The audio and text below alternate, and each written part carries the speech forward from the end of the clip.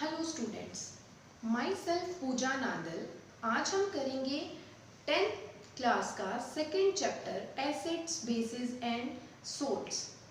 सबसे पहले 6th and 7th standard के चैप्टर्स ध्यान करते हैं। तब हमने एसिड्स, बेसिस एंड सोल्ट्स के बारे में पढ़ा था, उसी को एक्सपेंड कर रखा है 10th क्लास में। तो चलिए सबसे पहले पढ़ते हैं properties of acids. They are sour in taste. sour का मतलब होता है खट्टा, ये टेस्ट में खट्टे होते हैं। They give H positive ions in aqueous solution. aqueous solution होता है जिसमें solvent water होता है। ये aqueous solution में H positive ions रिलीज करते हैं। They turn blue litmus paper into red. ये ब्लू लिटमस पेपर को रेड में कन्वर्ट कर देते हैं। अगर हमने लिटमस पेपर रेड लिया है तो उसका कलर चेंज नहीं होगा, एज इट इज रेड रहेगा अगर हम एसिड के साथ उसको टेस्ट करते हैं। Acid corrode metals. कोरोजन के बारे में हमने फर्स्ट चैप्टर में पढ़ा था कि मेटल्स की जो टॉप लेयर होती है उसका क्या हो जाता है, इरोजन हो जाता है। जो ऊपर वाली लेयर होती है वो निकल जाती है। Strong acids, HCl hydrochloric acid, H2SO4 sulphuric acid, HNO3 nitric acid, ये सभी क्या हैं, strong acids. Weak acids, CH3COOH जिसको हम बोलते हैं एसिटिक एसिड या फिर इथेनोइक एसिड। एसिटिक एसिड या फिर इथेनोइक एसिड ये विनेगर में पाया जाता है। चिली सॉस खटास के लिए इसको यूज किया जाता है, इसका इस्तेमाल किया जाता है। C2H2O4 इसको ऐसे भी लिख सकते हैं, इसको क्या बोलते हैं, ऑक्सैलिक एसिड। ये किस में पाया जाता है, टमाटर में। और इसको हम ऐसे भी लिख सकते हैं।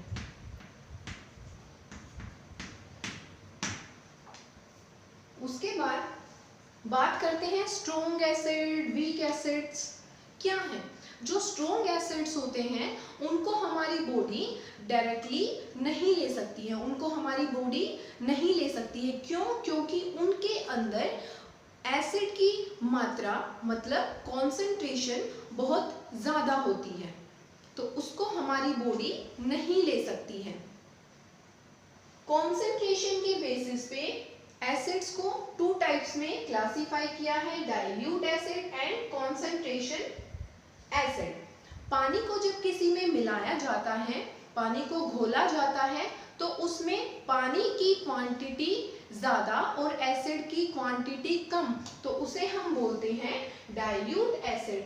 और अगर पानी की क्वांटिटी कम होती है और एसिड की क्वांटिटी ज़्यादा होती है तो उसको हम बोलते हैं concentration acid. Less acid and more water in concentration is dilute acid and more acid and less water in concentration is concentration acid. Properties of bases. They are bitter in taste. जो base होते हैं वो test में कैसे होते हैं, कड़वे होते हैं। They give OH negative ions in aqueous solution. जो बेस होते हैं वो एक्वस सॉल्यूशन में OH नेगेटिव आयंस रिलीज करते हैं। They turn red litmus paper into blue. ये रेड लिटमस पेपर को किस में कन्वर्ट करते हैं, ब्लू में। दे आर सोपी इन टच। जो बेस होते हैं वो सोपी सोपी टच के होते हैं। आप उनको टच करोगे तो कैसा फील आएगा, सोपी सोपी फील आता है हमें। हमने नोटिस किया है जब हम नहाते हैं तो हमारे अगर मुंह में थोड़ा सा भी अगर साबुन चला जाता है तो हम उसको निगल नहीं पाते और हम उसको क्या कर देते हैं, स्पिट कर देते हैं, थूक देते हैं। तो बेसिस जो होते हैं वो बहुत कड़वे होते हैं एंड सोपी टच के होते हैं, ये इनका टेस्ट बिल्कुल भी अच्छा नहीं होता। Strong bases NaOH sodium hydroxide, KOH potassium hydroxide etcetera, ये क्या है, स्ट्रॉन्ग बेसिस हैं। Weak base NH4OH, ammonium hydroxide. Those bases which are soluble in water are called alkali. ऐसे बेसिस जो वाटर सोल्यूबल होते हैं उनको हम क्या बोलते हैं? एल्कली। Now indicators. इंडिकेटर्स क्या होते हैं? जो हमें इंडिकेट करते हैं, दिशा दिखाते हैं। मान लो एक ग्लास में कोई लिक्विड है, कोई भी लिक्विड है, क्या हम उसे पी के देखेंगे कि उसमें वाटर है, वो लिक्विड वाटर है, पेट्रोल है या कुछ और है, एसिड है, बेस है? दैट्स नॉट पॉसिबल ना। हम उससे पी के तो नहीं देख सकते कि ये क्या है, एसिड है, बेस है, पेट्रोल है, ऐसा तो पॉसिबल नहीं है। तो हमारे पास कुछ मेथड्स होने चाहिए जिसकी वजह से हम क्या आइडेंटिफाई कर पाएँ कि जो इसमें लिक्विड है वो क्या है। उसके लिए इंडिकेटर्स पढ़ो।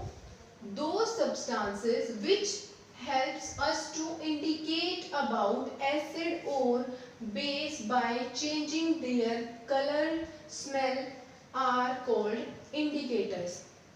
ऐसे substances जो हमें help करते हैं ये देखने के लिए कि ये acid है या base, कैसे?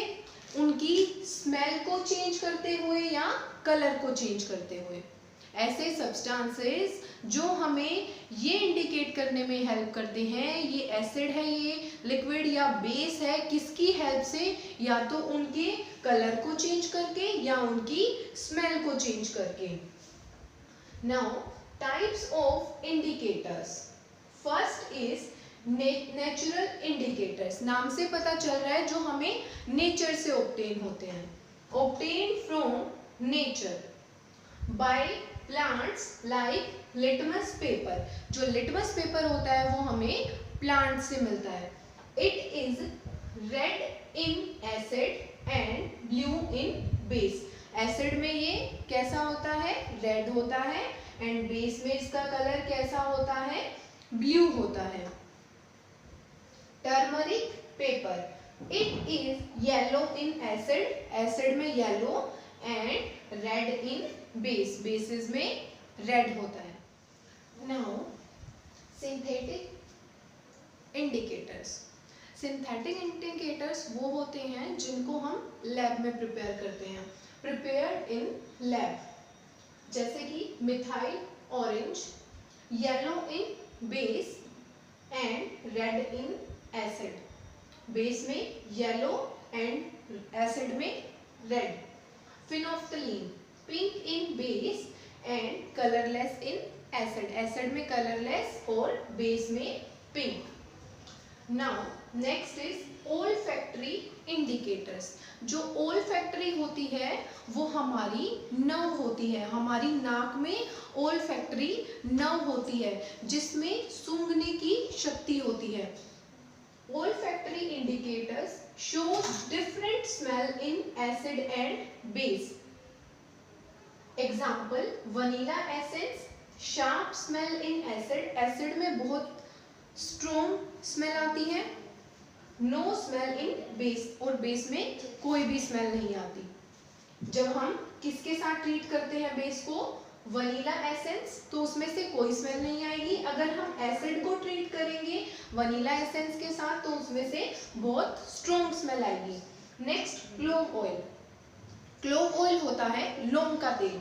अगर हम एसिड को ट्रीट करेंगे क्लोव ऑयल के साथ तो बहुत ज्यादा स्ट्रॉन्ग स्मेल आती है, और अगर हम बेस को ट्रीट करेंगे तो बहुत कम, हल्की हल्की, बिल्कुल हल्की स्मेल आती है। वेरी लेस स्मेल इन बेस। फिजिकल प्रॉपर्टीज पढ़ी हमने, केमिकल प्रॉपर्टीज हम पढ़ी।